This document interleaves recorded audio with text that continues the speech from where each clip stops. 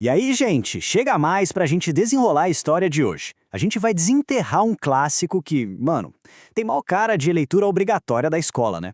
Mas juro, é uma aventura mais doida que muito filme de super-herói. Sério mesmo. Pode esquecer aquela versão resumida que te deram pra ler.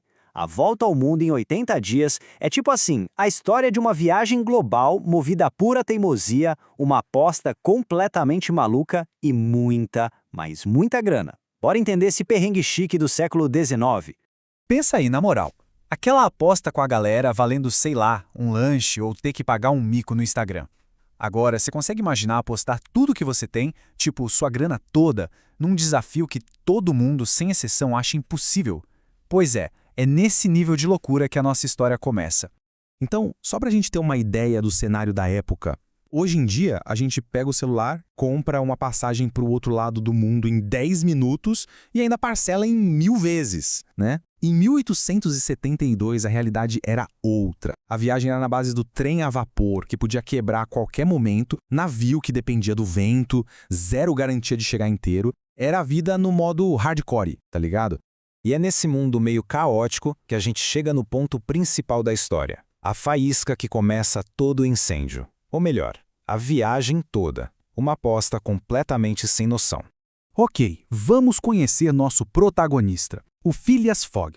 Imagina um cara rico, misterioso, tipo um CEO de startup de Londres, só que do século XIX. Ele é super metódico, obcecado com horários e não demonstra uma única emoção. Aí um dia, do mais absoluto nada, lá no clube de ricaços que ele frequenta, ele ouve uma conversa e solta: "Eu aposto 20 mil libras que dou a volta ao mundo em 80 dias." Gente, isso era a fortuna de uma vida inteira na época. E a reação da galera foi exatamente essa que vocês estão vendo aí. O tal do Stuart, um dos colegas dele lá do clube, basicamente olhou na cara dele e falou: "Você tá maluco?" Ninguém levou a sério. Todo mundo achou que ele tinha, sei lá, surtado de vez. Mas o Fogg não tava pra brincadeira não. E aí o negócio simplesmente explodiu. Pensa que não tinha rede social, mas tinha jornal. A fofoca da aposta do Fogg virou o assunto do momento em Londres. Virou tipo o trending topic da época. Os jornais cobriam cada passo e a galera começou a fazer as próprias apostas, tipo um bolão, pra ver se o doido ia conseguir ou não. Imagina a pressão em cima do cara. Mas óbvio que ninguém faz uma loucura dessa sozinho, né? Para essa missão impossível, o Foggett tinha acabado de contratar um novo empregado e a dinâmica desses dois é o coração da história. É literalmente a dupla perfeita do caos e da ordem. Então, o Phileas Fogg, como eu disse, era uma máquina. O livro descreve ele como alguém que fazia tudo matematicamente. Ele não tinha amigos, não tinha família, a vida dele era uma rotina calculada ao segundo. Zero espontaneidade. Pense numa pessoa que é um verdadeiro computador humano. Esse era o nosso apostador. E aí entra o Jean Passepartout. O cara é o oposto completo. Um francês super gente boa que já tinha sido de tudo um pouco. Artista de circo, professor de ginástica, bombeiro. O currículo dele é uma viagem por si só. E o mais irônico é que ele pega o emprego com Fogg justamente porque ele queria uma vida sossegada e rotineira. Mal sabia ele que no primeiro dia de trabalho o chefe ia decidir dar a volta ao mundo. O Passepartout é quem se mete em todas as enrascadas, mas é ele que, no fim das contas, salva o dia várias e várias vezes. Com a dupla formada, eles partem. E cara, a viagem é uma sequência de BO atrás de BO. Se você acha que sua vida é corrida, precisa ver o que esses dois passaram.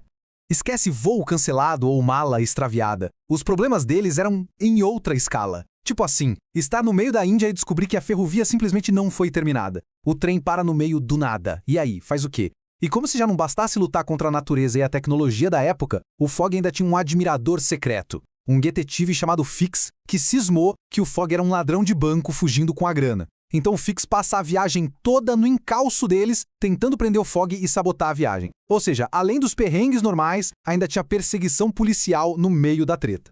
E essa é uma das cenas mais icônicas e que mostra bem o espírito da coisa. O trem para no meio da Índia, todo mundo entra em pânico. O que o Fogg faz? Ele reclama? Ele desiste? Não. Ele calmamente vai até um vilarejo, encontra um cara com um elefante e simplesmente compra o elefante para continuar a viagem. Tipo, não tem trem? De boa, compra um elefante. O nível de riqueza e de frieza do cara é de outro mundo, juro.